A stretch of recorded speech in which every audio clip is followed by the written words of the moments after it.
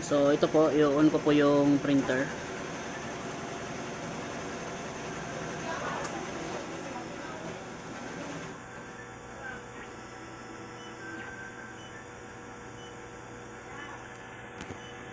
So dito po banda, may ilaw po kasi dito yung lumalabas. So wala pong lumalabas na ilaw. So gumagalaw naman po yung carriage. So i-on ko po ulit.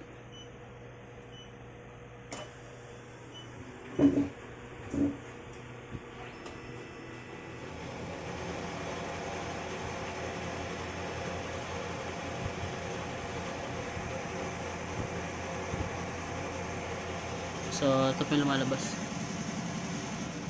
So ito po madam, so yesterday po, so ito po yung yung output ni ni Elmer before siya nag-offline ang headboard. Yan po. So maayos sa sa assessment namin, maayos po yung CMYK na head. Yung sa white wala po lumalabas. Hindi ko po ma-assess ngayon ma'am kasi yung headboard nag-offline ma'am. So yan.